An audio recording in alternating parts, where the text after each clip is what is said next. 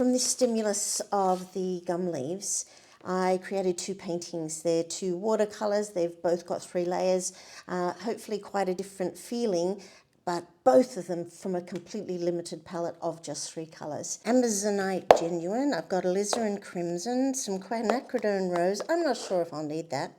Burnt sienna, definitely, and this is Vulcan brown, so it's a super granulating colour. So some other colours available to me on my palette if I want to adjust that green a bit further. The first thing I'm going to do is start off by squeezing out some of this Amazonite Genuine. There's a big lump of it right there, but I'm going to give it its own little pussy on my palette, which is kind of cool. It's not often I introduce a new colour but to my palette. This is my permanent palette, so any of the colours that live in the wells are part of my permanent palette.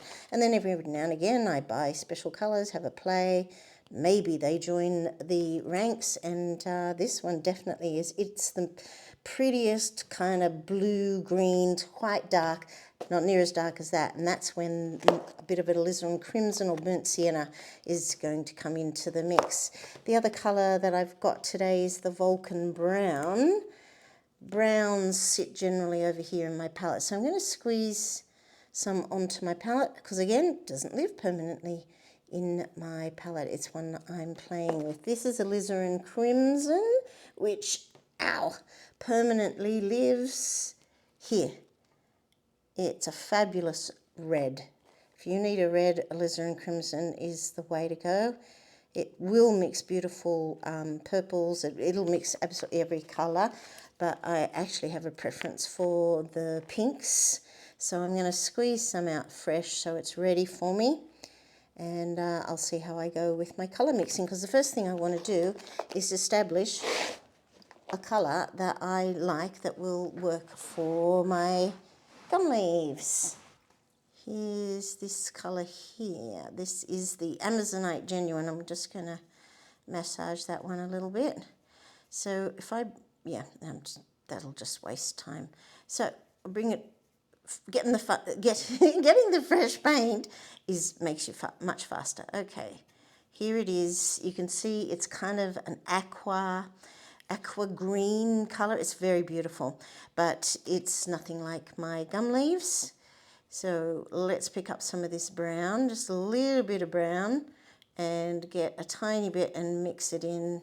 Will I get, oh, that's nice. I'll mix it with that. It's quite grey now. It's gone to a grey-green. Let's mix in a little bit more brown. Oh, it's still in that lovely kind of grey-green. It's rather close.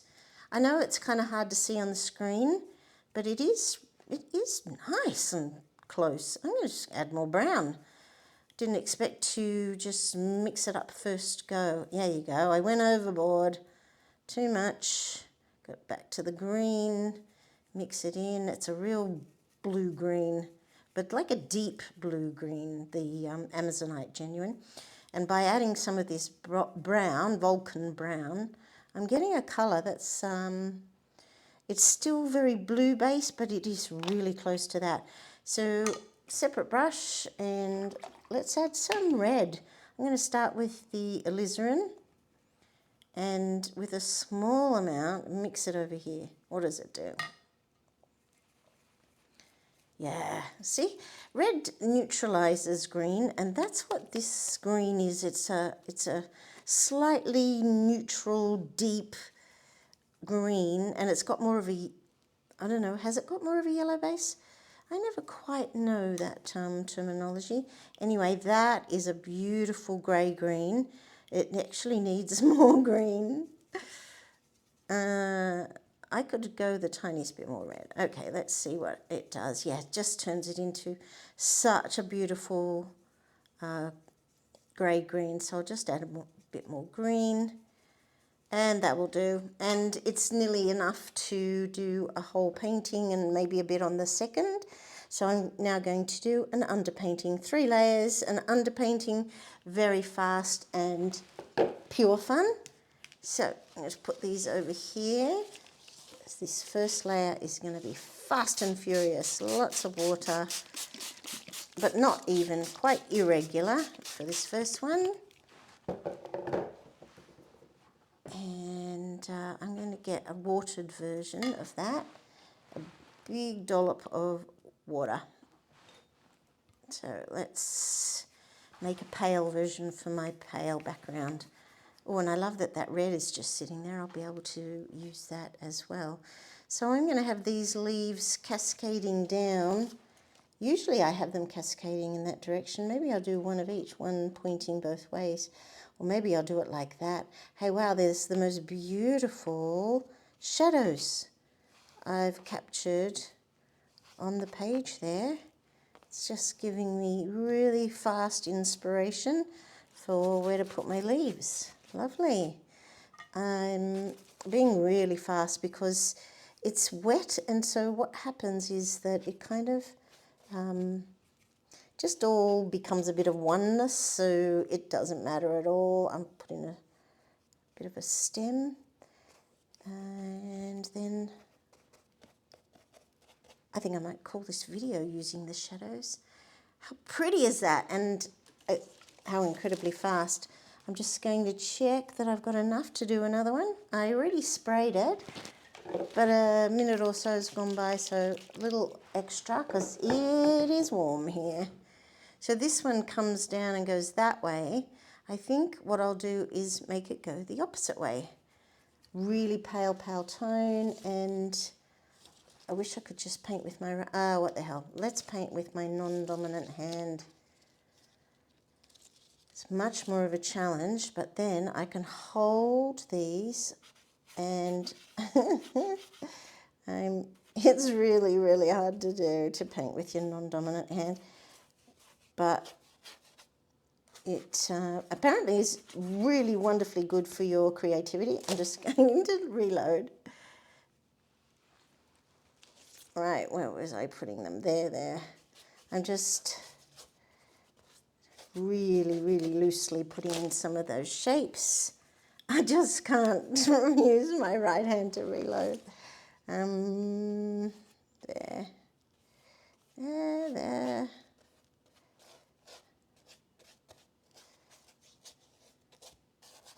There, how's that?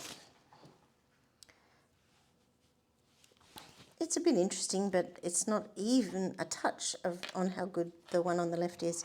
Anyway, that is completely brilliant. That's layer one. I'm going to leave that be because it is completely out of my comfort zone. And that might be a good thing. It might be give me more of a challenge for layer number 2. It's not completely dry, but I don't care about the gum leaves sitting on it. It's the bottom layer, so it doesn't matter. Okay, this brush, touch more water, has some red, and I'm going to add some of that brown to it. I don't usually colour mix like this, but I'm after the granulation that the brown supplies. Usually I mix my colours more carefully than that.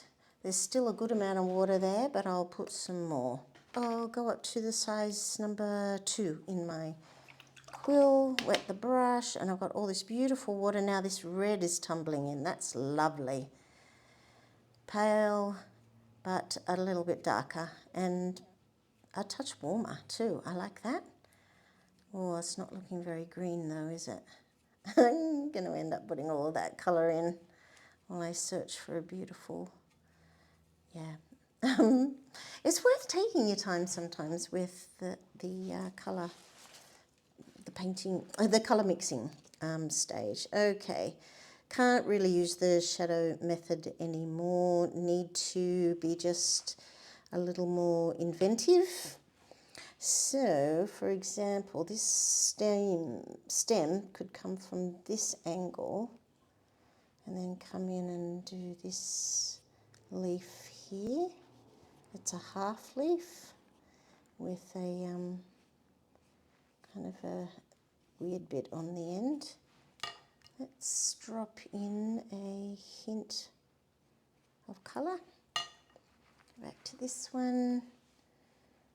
And now I'm just going to carefully follow the branch that I'm holding I do have a little bit of a plan in terms of my composition. Not much though, I'm not being overly prescriptive with this. I like the idea that I'm just letting it flow, but I do often kind of use one of those curves. So although I'm not doing much planning for the composition, I'm just falling back on one that I love to use, and I don't have any issues with that either. I love that I've gotten to a certain stage where some things come easily now, and that's pretty cool. So I'm going to use it. It's takes such a long time to get a beautiful bank of knowledge in your head, and painting is such a beautiful pursuit, such a great thing to do for yourself and other people, which is kind of cool too. All right, I'm going to be thinking about joining these stems as I go.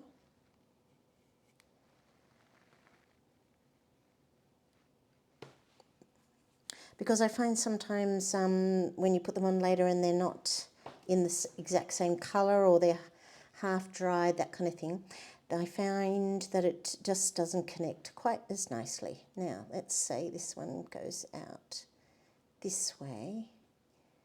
There's a stem, and off that stem is this really big leaf. So many of the leaves are on some angle. It's rare that they're flat. So I kind of have to remind myself of that, because I am sometimes painting them in that beautiful shape and then realise that they're all facing me, and they don't. Sometimes they do weird stuff like this one. I'm just going to leave that in, because that's, as I'm looking at it, that's exactly what it did. There's also these ones that are completely foreshortened, so I'm going to just put in some real foreshortened ones, and stem goes behind there. That's a foreshortened one, and I'll just put in a few foreshortened because it's a bit too easy to be always making them the pretty shape, though I do know why, because it's such a beautiful shape. Okay, I'm getting better there.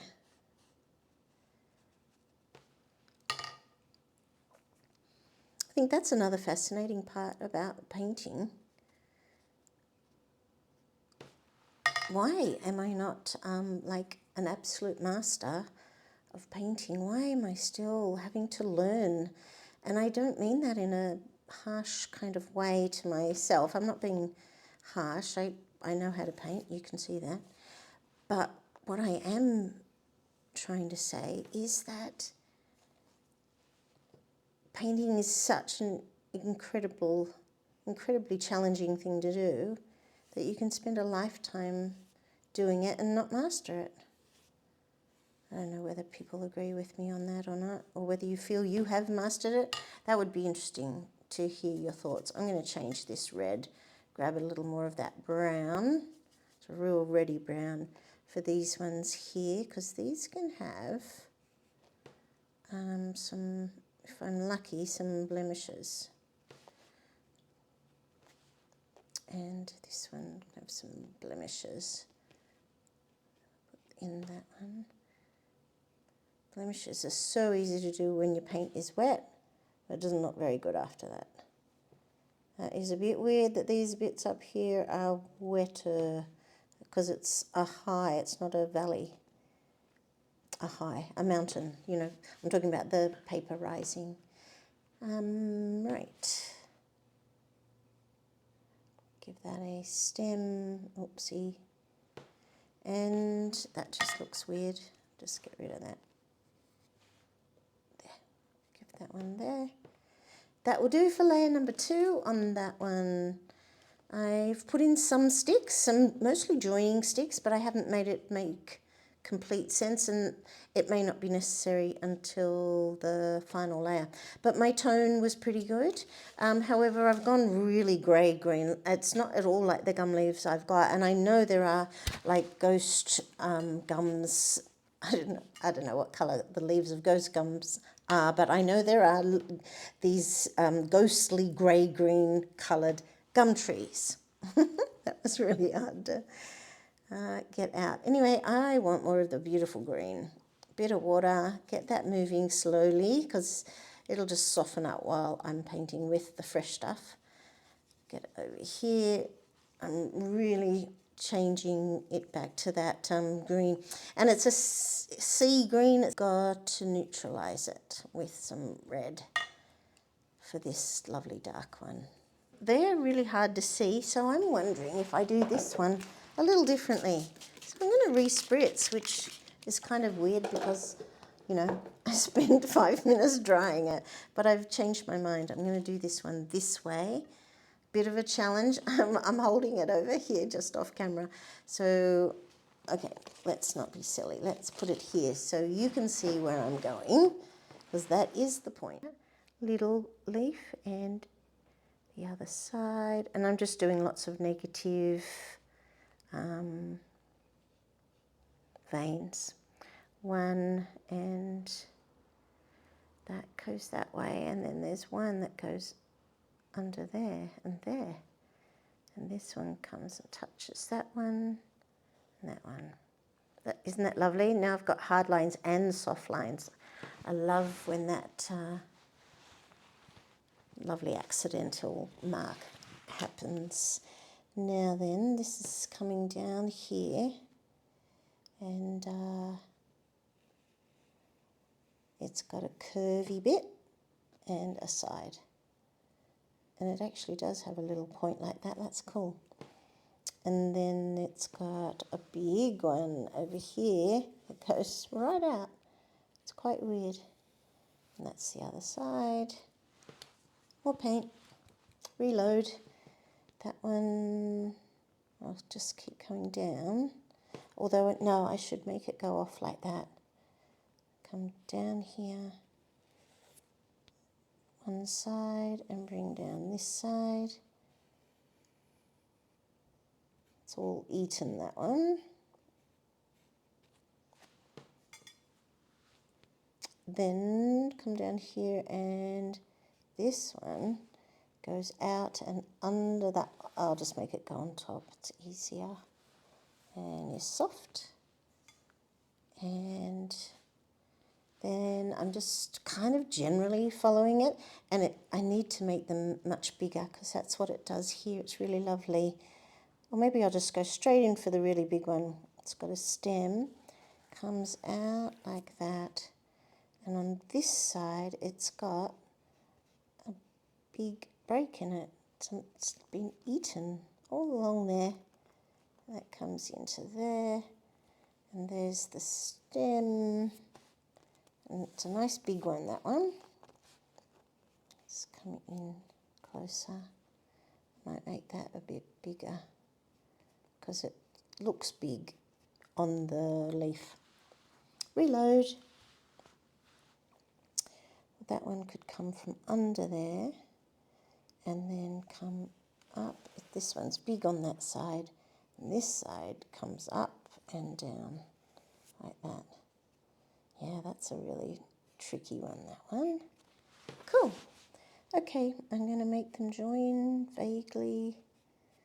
That must join something there, must join. That'll do for joins. I don't want to overdo the amount of joining up. I want that to remain. This one is going to be easier to resolve. I'm going to make it darker, so I'm shifting tonally, but I also want to shift in the colour. So for example, I could just start to introduce more of this green, and it's more of a pure colour to the other mixed colours, and that might look, I like it already. Okay, I've made the decision there. I'll just make this a little more watery so I get a a range of tones. Then I can have some lovely light greens, and in that little lump there I'll be able to access the dark greens. I'm loving the side angle, so I might go between them. And the stem is not green. Staring at it now and going, whoa.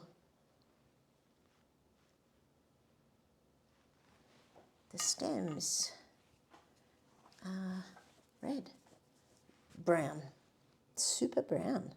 Right, do I make this one go out and, yeah, let's bring this down a little bit and we can just have that up in the corner.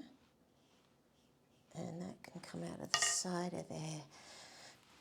Oh, am I talking loud enough that you can hear me, or is it just like a mumble? Because sometimes I re-listen to the videos. Well, I have to re-listen, of course, because I have to edit. And I find myself mumbling. So I try and cut those bits out, because that ain't helpful to anyone. All right, let's do a lovely big leaf. I'm thinking it will cross that one. This one is so lovely, so it might go through like that. Okay, so out of here comes that. Then the leaf goes up and has a point out like that. And then that side is actually really wide. And this side is a bit shorter. And it goes up.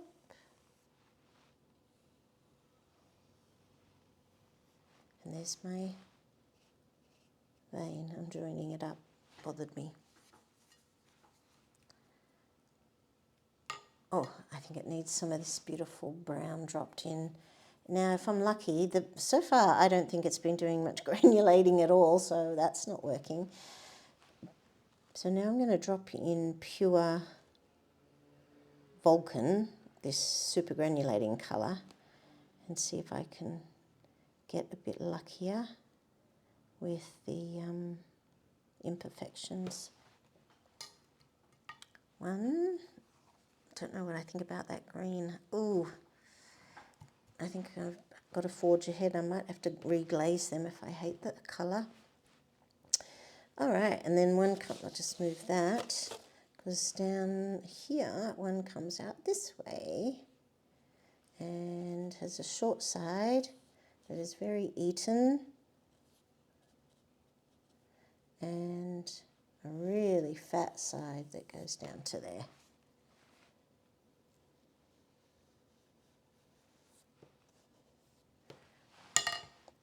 Let's give it some imperfections. I'll get some of that green into my brown. Bit brown there, bit brown there, there.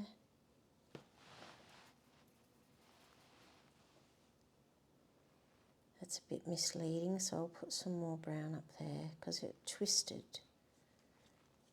Hope that makes sense. I'll put brown there. I'm really kind of looking at anything that bothers me, a great opportunity to pretend that it is some sort of eaten bit that the grubs got to it.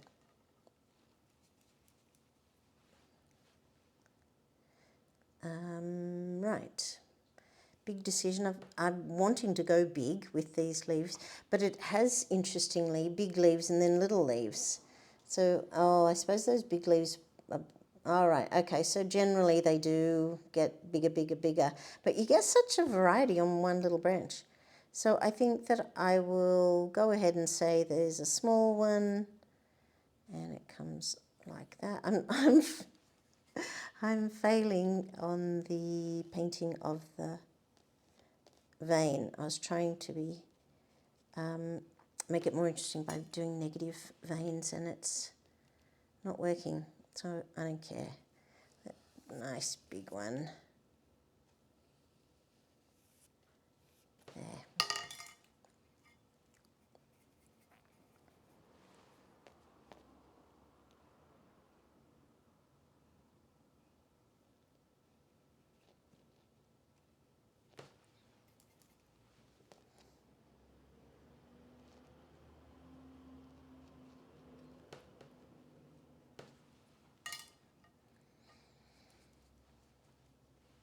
Maybe I'll find a North American leaf that looks like this and not call this painting about gum leaves, because this green is just changing their look so much. It's fascinating.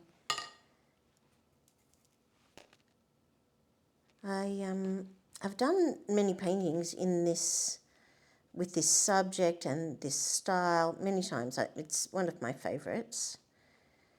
I've got a few favourites in my styles. Anyway, one of the things about doing this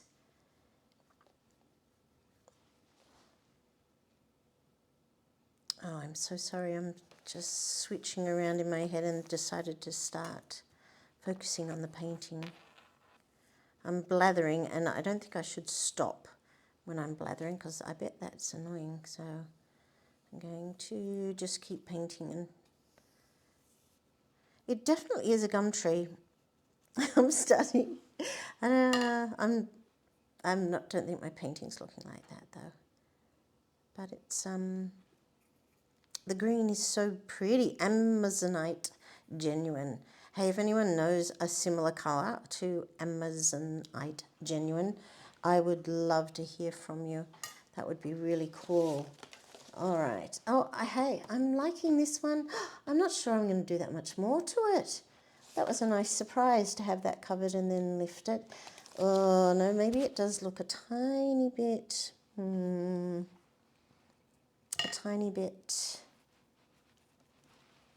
unfinished. Right, this one comes down here and then joins that one and that one. And that one comes down, that came out of there, and that one joins there. So I'm just trying to give them their connections while all the perfect colours are sitting there. So, you know, good subject for watercolour because it's, you got transparent bits and you can see bits of the background coming through. This one definitely does not look finished. It just needs something else. I'm a bit torn though. I do like it a little bit. So maybe I don't need to go darker. Maybe I just need to go lighter again. Maybe that would look more interesting. This one is definitely my usual formula. So I think it would be cool to finish this one. I'll put this over here now because it was going that way. To finish this one, look at this leaf. To finish this one with a pale tone and not go to the pure colour. I am not loving that. I'm going to add that brown to it now. And if your knowledge of colour theory is really, really good, then you can just forgive me for mixing with brown to neutralise colours. And if your knowledge of colour theory isn't very good, then I'm really not giving you a good example of colour mixing. Normally, if you watch one of my other videos, it would be rare for me to be colour mixing with brown. This one, pale tone, I've changed the colour. Is it sufficiently changed? No. I'm going to add some of that alizarin in there. I think that's what I did earlier. A bit more water. I've got my spray bottle handy because what I'm thinking is with this one, since I'm really enjoying the looseness, is that I paint a leaf and then give it a light spray. All right. It feels a bit risky on this one because this one's lovely. I'm going to follow these leaves down here, though it ends with a big one going that way. So is that good to do that? I'm just going to commit.